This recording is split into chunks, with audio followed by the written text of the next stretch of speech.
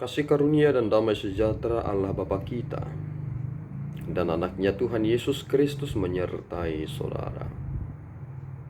Amin.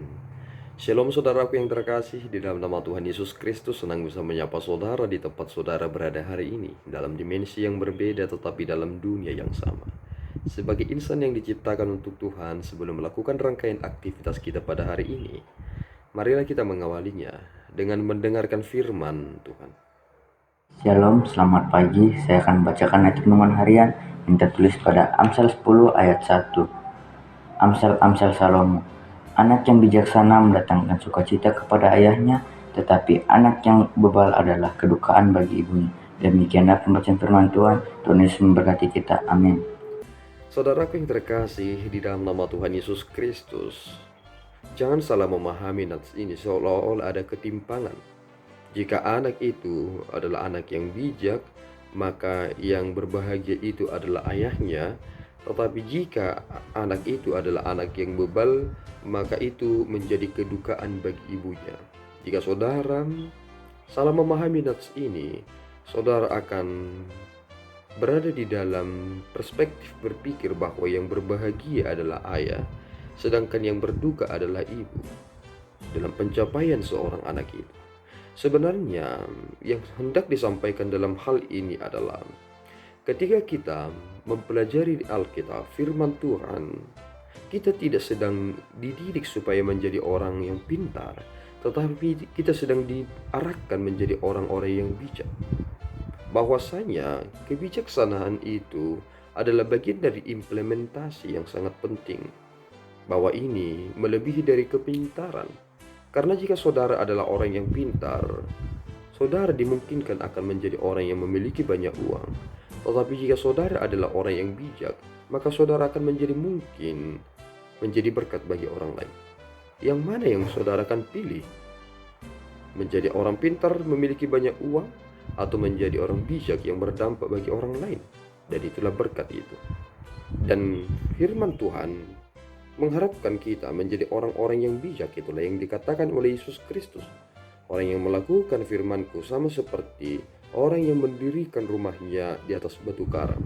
Artinya tidak ada hal yang bisa menggoncang dia. Terpaan apapun tidak akan menggoyahkan tujuan hidupnya. Dan itulah yang penting.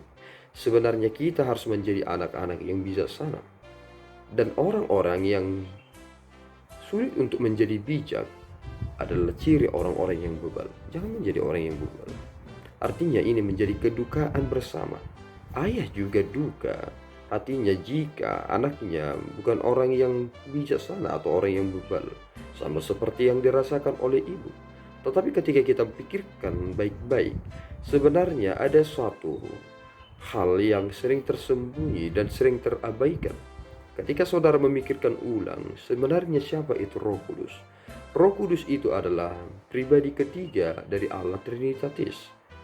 Tetapi dari ketiga hal ini, dalam pribadi Allah, kita sering mengabaikan Roh Kudus. Dan kita lebih sering mendukakan dia. Itu mengapa Yesus Kristus mengingatkan dengan begitu keras, jika engkau berdosa kepada Roh Kudus, maka dosamu tidak terampuni lagi. Dan peranan Roh Kudus itu kerap seperti ibu. Dan ibulah yang sering tersakiti di dalam keluarga itu. Mengapa demikian? Karena jika kita sadar, kebanyakan dari antara kita lebih sering mengabaikan apa yang dikatakan oleh ibu. Itu mengapa di keluarga itu yang sering menangis adalah perempuan atau ibu. Dan ketika kita memikirkan ini, ternyata Roh Kudus juga menuntun kita untuk menjadi bijak. Tetapi mengapa kita mengabaikan itu? Karena kita adalah orang-orang yang bebal. Jangan mau menjadi orang yang bebal. Jadilah anak yang berhikmat. Jadilah anak yang bijaksana. Sebab Allah menginginkan kita demikian. Jika saudara memahami dan mempelajari firman Tuhan dan tetap setia, maka saudara akan bersyukur. Saudara akan dipenuhi kebijaksanaan itu. Jadilah anak-anak yang setia dan dekat kepada Allah. Teruslah mendengarkan firman Tuhan dan jadilah bijak. Tuhan Yesus memberkati. Kita berdoa.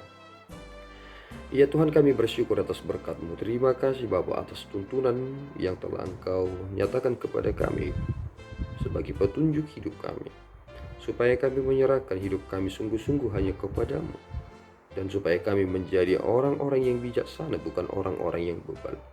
Karena kebijaksanaan itu akan membuat banyak orang bersuka cita.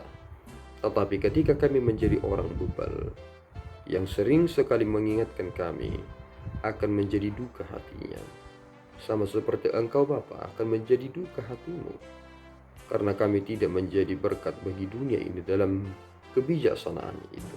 Pimpin kami Bapa, dan kiranya Engkau membuat kami menjadi anak-anak yang bijaksana, yang menjadi kebanggaan-Mu. Terpuji Engkau Bapa, di dalam Yesus kami berdoa dan mengucap syukur. Anugerah Tuhan kita Yesus Kristus, kasih setia Allah Bapa, dan persekutuan Roh Kudus menyertai saudara. Amin. Tuhan Yesus memberkati.